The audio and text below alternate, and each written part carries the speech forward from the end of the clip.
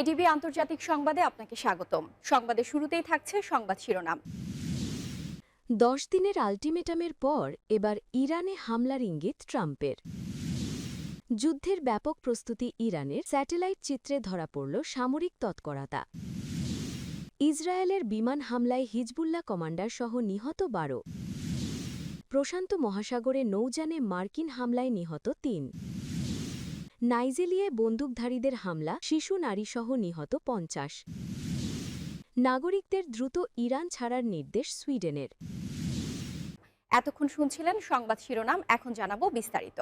10 দিনের আল্টিমেটামের পর এবার ইরানে হামলার ইঙ্গিত ট্রাম্পের। যুক্তরাষ্ট্র ও ইরানের সম্পর্ক আবারও টানটান। পরমাণু কর্মসূচি নিয়ে আলোচনা চলছে, কিন্তু সেই আলোচনা ভেঙে গেলে পরিস্থিতি খারাপ হতে পারে, এমন ইঙ্গিত দিয়েছেন যুক্তরাষ্ট্রের প্রেসিডেন্ট ডোনাল্ড ট্রাম্প। শুক্রবার তিনি বলেন, প্রয়োজন হলে ইরানের ওপর ছোট পরিসরে সামরিক হামলা বিবেচনা করা হতে পারে। এর মাত্র 24 ঘণ্টা আগে তিনি ইরানকে 10 দিনের আল্টিমেটাম দিয়েছিলেন। তখন তিনি সতর্ক করে বলেছিলেন, সমঝোতা না হলে খারাপ কিছু ঘটবে। সাংবাদিকেরা জানতে চান, ইরান চুক্তিতে রাজি না হলে তিনি কি সীমিত সামরিক হামলার কথা ভাবছেন? জবাবে ট্রাম্প বলেন, আমি শুধু এটুকুই বলতে পারি, আমি বিষয়টি বিবেচনা করছি। ওয়াশিংটনে বোর্ড অফ পিসের প্রথম সভায় বক্তব্য দিতে গিয়ে ট্রাম্প বলেন, আমাদের হয়তো আরও এক ধাপ এগোতে হতে পারে, আবার নাও হতে পারে। হয়তো আমরা একটি চুক্তিতে পৌঁছব। আগামী প্রায় 10 দিনের মধ্যেই বিষয়টি পরিষ্কার হবে। তিনি আরও বলেন, বছরের পর বছর ধরে ইরানের সঙ্গে অর্থবহ চুক্তি করা সহজ ছিল না, কিন্তু একটি কার্যকর চুক্তি করতেই হবে,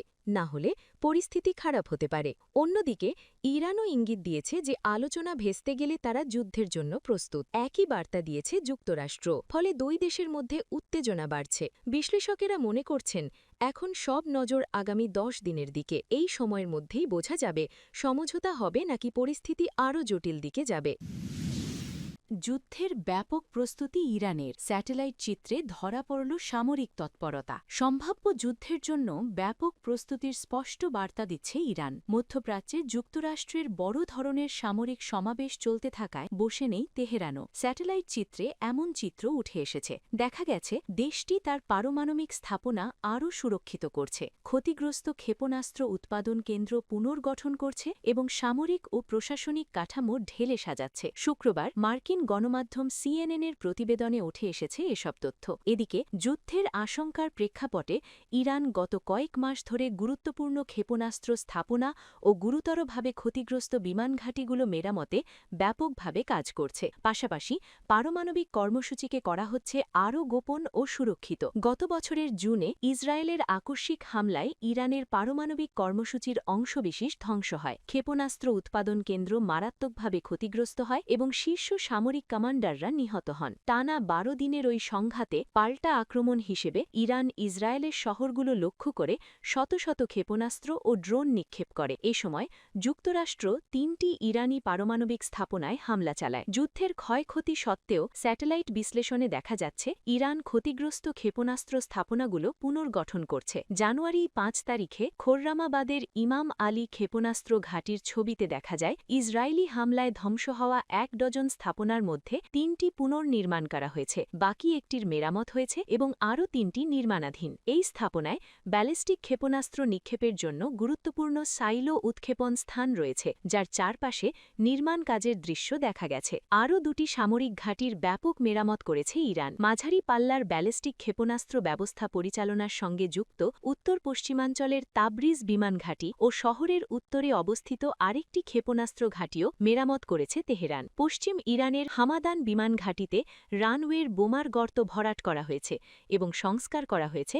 বিমান রাখার জায়গাগুলো, খুলে দেয়া হয়েছে টানেলগুলো। ইরান দ্রুত পুনর্গঠন করেছে শাহরুদে অবস্থিত তার সবচেয়ে বড় ও আধুনিক কঠিন জ্বালানি ভিত্তিক ক্ষেপণাস্ত্র উৎপাদন কেন্দ্রটিও, যা দূরপাল্লার ক্ষেপণাস্ত্র দ্রুত মোতায়েনের সক্ষমতা বাড়ায়। সিএনএন বিশ্লেষণ এবং James Martin centre for non proliferation studies CNS এর গবেষণা সহযোগী স্যাম রেয়ার বলেন, আমি মনে করি সবচেয়ে গুরুত্বপূর্ণ স্থান হল শাহরুদ। সেখানে যে ক্ষতি হয়েছিল তা খুব দ্রুত মেরামত করা হয়েছে। যুদ্ধের সময় সেখানে একটি নতুন উৎপাদন লাইনও নির্মাণাধীন ছিল, যা ক্ষতিগ্রস্ত হয়নি এবং এখন সম্ভবত সেটি কার্যকর। এর অর্থ প্রতি অনুভূতিশীল কঠিন প্রোপেলেন্ট ক্ষেপণাস্ত্র মোটম উৎপাদন এখন যুদ্ধের আগের তুলনায় বেশি হতে পারে।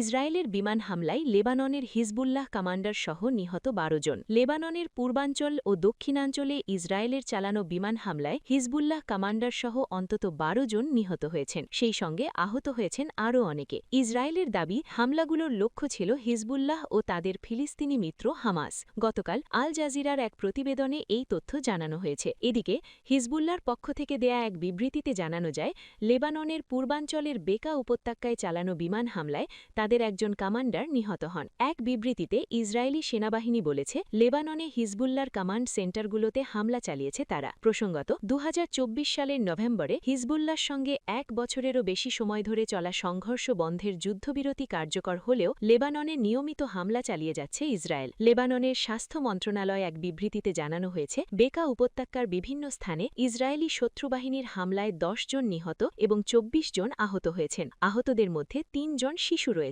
এর আগে রাষ্ট্রীয় বার্তা সংস্থা ন্যাশনাল নিউজ এজেন্সি জানায়, ওই অঞ্চলে ভারী হামলার ঘটনায় অন্তত ৬ জন নিহত এবং ২৫ জন আহত হন। এই হামলাগুলোর কয়েক ঘণ্টা আগে লেবাননের সবচেয়ে বড় ফিলিস্তিনি শরণার্থী শিবিরে হামলা চালায় ইসরায়েল। এতে ২ জন নিহত হন। ইসরায়েলি সেনাবাহিনীর দাবি, ওই হামলায় হামাসকে লক্ষ্যবস্তু করেছিল তারা।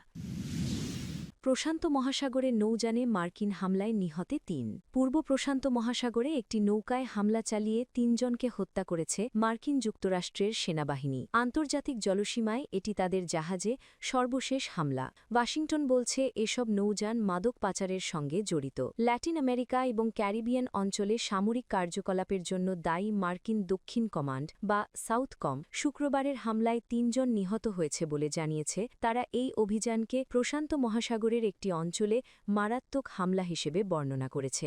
রুটটি পরিচিত মাদক পাচারের রুট হিসেবে পরিচিত, তবে মার্কিন সেনাবাহিনী কোনো প্রমাণ সরবরাহ করতে পারেনি যে নিহত ৩ জন মাদক পাচারের সঙ্গে জড়িত ছিলেন। শুক্রবারের এই হত্যাকাণ্ডের ফলে পূর্ব প্রশান্ত মহাসাগর এবং ক্যারিবিয়ান সাগরে জাহাজে মার্কিন প্রেসিডেন্ট ডোনাল্ড ট্রাম্পের প্রশাসনের হামলায় নিহতের সংখ্যা বেড়ে কমপক্ষে ১৪৮ জনে দাঁড়িয়েছে। গত সেপ্টেম্বরের শুরু থেকে মার্কিন সেনাবাহিনী কর্তৃক পরিচালিত প্রায় ৪৩টি হামলায় নিহত হয়েছে তারা। ল্যাটিন আমেরিকার নেতারা, আইন বিশেষজ্ঞ এবং মানবাধিকার কর্মীরা এ সামরিক অভিযানের বৈধতা নিয়ে প্রশ্ন তুলেছেন। মার্কিন বাহিনীকে আন্তর্জাতিক জলসীমায় বিচার বহির্ভূত হত্যাকাণ্ড চালানোর অভিযোগ করেছেন, যেখানে ওয়াশিংটনের কোনো এখতিয়ার নেই। সাউথকম কর্তৃক সোশ্যাল মিডিয়ায় প্রকাশিত একটি ছোট ভিডিও ক্লিপে দেখানো হয়েছে, মার্কিন গুলিবর্ষণের পর বহির্গামী ইঞ্জিনসহ একটি নৌকা আগুনে পুড়ে যাচ্ছে। এই সপ্তাহের শুরুতে সাউথকম বলেছে, তারা প্রশান্ত মহাসাগরীয় এবং ক্যারিবীয় জাহাজে ৩টি হামলা চালিয়েছে। ওই হামলায় মোট ১১ জন নিহত হয়েছে। জাতিসংঘের মানবাধিকার ও সন্ত্রাসবাদ দমন বিষয়ক বিশেষ দূত বেন সল বলেছেন, মার্কিন সেনাবাহিনীর জাহাজে হামলার ঘোষণা সমুদ্রে বেসামরিক নাগরিকদের হত্যা স্বীকার করার সমান। তিনি বলেন, মার্কিন নেতাদের অবশ্যই জবাবদিহি করতে হবে। ২০২৫ সালের সেপ্টেম্বরে একটি জাহাজে প্রথম হামলায় একটি পরবর্তী হামলা অন্তর্ভুক্ত ছিল, যেখানে একটি নৌকার ধ্বংসাবশেষে আটকে থাকা বেঁচে যাওয়া ব্যক্তিদের হত্যা করা হয়েছিল। প্রতিরক্ষা সচিব পিট হেগজেট এবং মার্কিন অ্যাডমিরাল ফ্র্যাঙ্ক ব্র্যাডলি সহ ট্রাম্প প্রশাসনের কর্মকর্তারা এই প্রতিবেদনের জন্য তদন্তের মুখোমুখি হয়েছেন। আইন বিশেষজ্ঞরা বলেছেন, মার্কিন সেনাবাহিনী যদি ইচ্ছাকৃতভাবে জাহাজ ডুবিতে বেঁচে যাওয়া ব্যক্তিদের লক্ষ্য করে হত্যা করে, তবে তারা অপরাধ করেছে। নাইজেরিয়ায় বন্দুকধারীদের হামলা, শিশু নারীসহ নিহত ৫০। নাইজেরিয়ার উত্তর পশ্চিমাঞ্চলীয় জামফারা রাজ্যে এক ভয়াবহ হামলায় অন্তত ৫০ জন নিহত হয়েছেন। সশস্ত্র বন্দুকধারীরা গ্রামবাসীর ওপর হামলা চালিয়ে অসংখ্য নারী ও শিশুকে অপহরণ করেছে বলে স্থানীয় কর্তৃপক্ষ ও বাসিন্দারা নিশ্চিত করেছেন। বৃহস্পতিবার গভীর রাতে জামফারা রাজ্যের বুক্কুয়ুম এলাকার তুঙ্গানডুৎসে গ্রামে এই হামলা শুরু হয়, যা শুক্রবার সকাল পর্যন্ত চলে। মোটরসাইকেলে চড়ে আসা সশস্ত্র হামলাবাররা গ্রামের ঘরবাড়িতে আগুন ধরিয়ে দেয় এবং বাসিন্দাদের অপহরণ করতে শুরু করে। বুক্কুয়ুম সাউথের প্রতিনিধি এবং আইন প্রণেতা হামিসু এ ফারু রয়টার্সকে জানান, হামলাকারীরা এক গ্রাম থেকে অন্য গ্রামে তাণ্ডব চালিয়েছে এবং এতে অন্তত ৫০ জন প্রাণ হারিয়েছেন। নিখোঁজদের তালিকা তৈরির কাজ চলায় অপহৃতদের সঠিক সংখ্যা এখনও জানা যায়নি। গ্রামবাসীদের দাবি, হামলার আগেই তারা বিপদের আভাস পেয়েছিলেন। ৪১ বছর বয়সী বাসিন্দা আবদুল্লাহি সানি জানান, গত রাতে ১৫০টিরও 50-এরও বেশি মোটরসাইকেলে সশস্ত্র ব্যক্তিদের চলাচলের বিষয়টি তারা নিরাপত্তা বাহিনীকে জানিয়েছিলেন, কিন্তু কোনো ব্যবস্থা নেওয়া হয়নি। হামলায় পরিবারের 3 জন সদস্যকে হারানো সানি আক্ষেপ করে বলেন, গতরাতে কেউ ঘুমাতে পারেনি, আমরা সবাই শোকাচ্ছন্ন। সাম্প্রতিক এই পরিস্থিতির জন্য যুক্তরাষ্ট্রের সঙ্গে সামরিক সহযোগিতা বৃদ্ধি করেছে নাইজেরিয়া। বিশেষত যুক্তরাষ্ট্রের প্রেসিডেন্ট ডোনাল্ড ট্রাম্প নাইজেরিয়ায় খ্রিস্টান ধর্মাবলম্বীদের ওপর হামলা বন্ধ করতে ব্যর্থতার অভিযোগ তোলার পর এই তৎপরতা বাড়ে। নাইজেরিয়ার সামরিক বাহিনী নিশ্চিত করেছে, স্থানীয় বাহিনীকে প্রশিক্ষণ দিতে 100 জন মার্কিন সেনা পৌঁছেছেন। নাইজেরিয়ার ডিফেন্স হেডকোয়ার্টার্সের মুখপাত্র সামাইলা উবা জানিয়েছেন, মার্কিন সেনারা সরাসরি যুদ্ধে অংশ না নিয়ে গোয়েন্দা তথ্য আদান-প্রদান এবং কারিগরি সহায়তা প্রদান করবেন। নাগরিকদের দ্রুত ইরান ছাড়ার নির্দেশ দিল সুইডেন। যুক্তরাষ্ট্রের সম্ভাব্য হামলার আশঙ্কার মধ্যে নাগরিকদের ইরান ছাড়ার নির্দেশ দিয়েছে সুইডেন। ইরান ও মধ্যপ্রাচ্যের অঞ্চলের পরিস্থিতি অত্যন্ত অনিশ্চিত উল্লেখ করে নিজেদের নাগরিকদের এই জরুরি সতর্কতা দেন দেশের পররাষ্ট্রমন্ত্রী। খবর আনাদোলুর। স্থানীয় সময় শুক্রবার দেশের পররাষ্ট্রমন্ত্রী মারিয়া মালমার স্টেনগার্ড ইরানে অবস্থানরত সুইডিশ নাগরিকদের দ্রুত দেশটি ছাড়ার আহ্বান জানান। সামাজিক যোগাযোগ মাধ্যম এক্স পোস্টে স্টেনগার্ড বলেন, ইরান ও অঞ্চলের পরিস্থিতি অত্যন্ত অনিশ্চিত।